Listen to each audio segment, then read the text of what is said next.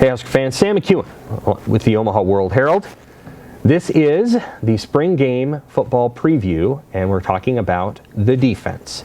And the defense has a lot of star players to replace. Let's name them real quickly. Damian Daniels, JoJo Domann, Cam Taylor-Britt, Ben Stille, Markel Dismuke, Deontay Williams. Woo! That's a lot of guys. And this is a problem for Nebraska. It's not going to be easy to replace all these guys. Now, they didn't win a lot of games last year. Shoot, they went 3-9. But they had a pretty good defense. And when you replace those guys, you better hope that the guys coming in are at least as good physically and can catch up very quickly on the mental front. And so we'll see. We're going to start with the positions. We'll go defensive line all the way back to the secondary. Defensive line is the biggest concern on the team. They don't have a ton of depth there. They're moving.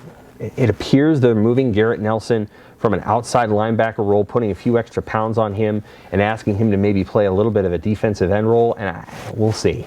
We'll see how that goes. I think that's a decision that's made in part because they don't have a lot of guys right now who they can trust, and they know they can trust Garrett, who is a fourth-year junior and has a lot of seasoning in the system, and so won't necessarily need to be coached up in that way, and he's a clear leader. But I don't know. That's challenging. This reminds me of when Ben Stille moved from that outside linebacker spot down to defensive end back in, I think, 2018, and it just didn't go that well for that first year because Ben was learning how to do that. So we'll be curious to see if Garrett Nelson is more outside linebacker or defensive end. Obviously, they have Ty Robinson, and he should play a little bit on Saturday. Casey Rogers may be banged up. We'll see. Nash Hutmaker is a player who absolutely has to come through for the Huskers. He's the guy that they recruited to play nose tackle, and nobody questions his strength. He might be one of the strongest players on the team. It's whether that strength can be transitioned and can be translated into athletic movement, right, that makes plays. When you watch Hutmaker on tape, both from high school and the few times he played in college, nobody questions his ability to not get moved. He's like a rock. But can the rock move? Can the rock get off a block and make a play and get in the backfield and those things? Because Damian Daniels was able to do that. He was really good at that. Carlos Davis and Khalil Davis were really good at that. They got moved at times, and I think Hutmaker will be better at not getting moved, but can he get in the backfield and make an occasional play? And then after that, there's a lot of question marks, right? I mean, we know this, right? Mosai Newsom is a question mark. Ruquan Buckley, big guy, question mark. Jalen Weaver, who I think has the most potential of all of them, 6'8", and who knows how much he weighs, but there's a quickness to his high school tape that I'm interested to watch. This will be the first chance we've really gotten to watch Jalen Weaver in a full game, and so I'll be really curious to see what he's able to do. And then Colton Feats is there too, and he's kind of an undersized guy, but again, he can move a little bit, so maybe he can go make a play, and he's tenacious and all those other things. And so that portion of the team is definitely a work in progress. On to the linebackers. Okay, we'll leave Garrett Nelson down at the defensive end, but he's a good outside linebacker and has been a pretty good pass rusher in the past.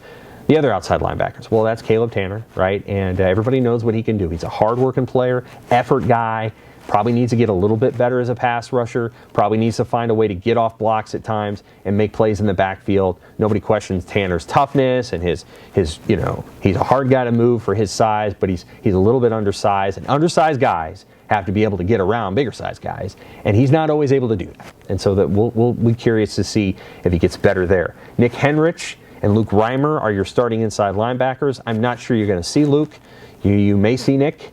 I think they feel really good about those two positions, but we may not see a ton of those guys necessarily on Saturday. Who might you see? Edavamaka Clements is an opportunity there. There's a chance for him to maybe make a move. Be curious to see how that goes. Randolph Kapai is there. I'll be curious to see how that goes. There could be a couple of walk-ons that are in the mix there. I don't know that Garrett Snodgrass is necessarily going to be a guy that you see, so it could be a walk-on question. We'll see.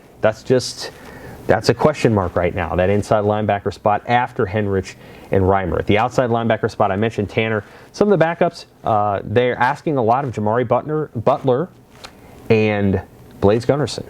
Those are the next two guys up. Both were in the 2020 recruiting class. It is time now. This will be, I think, their second spring, but their third season at Nebraska. And so I think both of them will be counted upon to be better than just guys that might go in for one play. These are guys that you're going to want to be able to do things for 15 or 20 snaps. Maybe the most important outside linebacker won't be on the field. In fact, he'll be on an official visit. That's O'Shawn Mathis from TCU. He's got to be able to see something that'll be helpful, but he may be the most important player there, and he's not a part of Nebraska's team yet, and it may not be a part of Nebraska's team yet. Let's move to the secondary. I like the athletic picture here. I think there's a ways to go as it relates to making all the pieces fit together, because I think it takes time for a secondary to get completely cohesive. But I like the picture.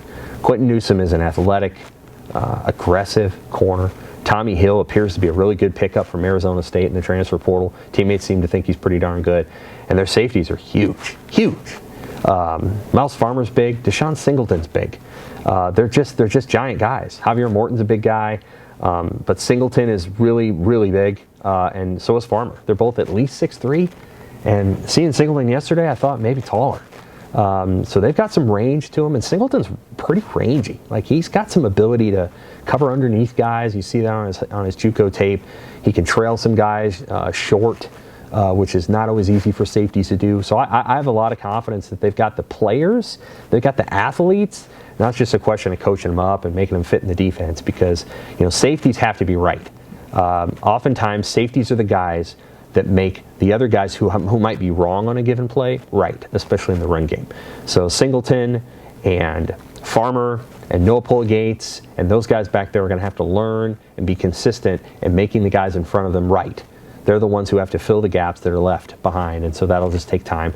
Watch to see how they fill and run support, especially when plays get outside. I have a suspicion that Nebraska might be able to hit some outside runs on Saturday. They might try to turn some of these defensive linemen and try to hit the corner.